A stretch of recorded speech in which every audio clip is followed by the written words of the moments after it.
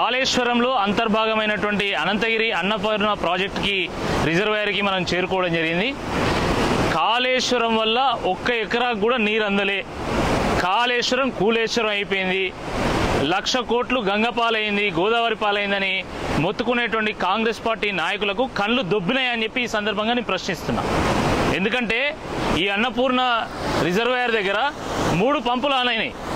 3 పంపులు ఆన్ అయితే సుమారుగా 9,000 క్యూసెక్కుల నీళ్లు ఇక్కడి నుంచి ప్రవహిస్తూ ఉన్నది.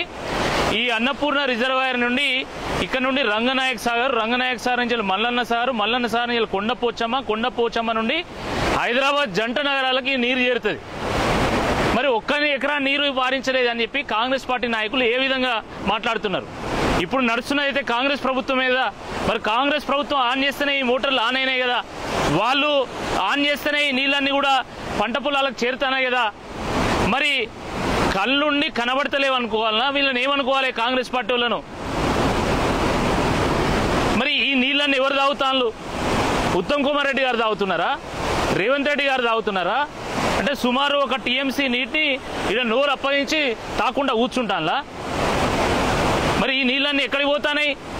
తెలంగాణ పంట పొలాలకు పోకపోతే అవి పాకిస్తాన్ పోతానాయి, బంగ్లాదేశ్ పోతానాయా? ఎక్కడికి పోతున్నాయి? ఏమైనా అర్థం ఉందా? తెలంగాణలో 1 ఎకరా నీరు వారలేదు.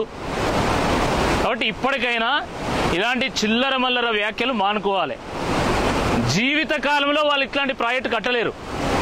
కేసీఆర్ గారు గోదావరిని చేయి పట్టుకొని నడిపించుకుంటా అన్ని జిల్లాలు తిప్పుకుంటా చివరకు అన్నపూర్ణ రిజర్వాయర్ తీసుకొచ్చిండు.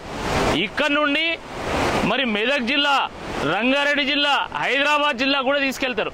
అంటే నదికే నడక నేర్పినటువంటి నాయకుడు కేసీఆర్ గారు అని చెప్పి ఈ గొలుసుకట్టు రిజర్వాయర్లు చెప్తున్నాయి మనకు. కానీ ఈ జ్ఞానము కాంగ్రెస్ పార్టీలకు లేదు.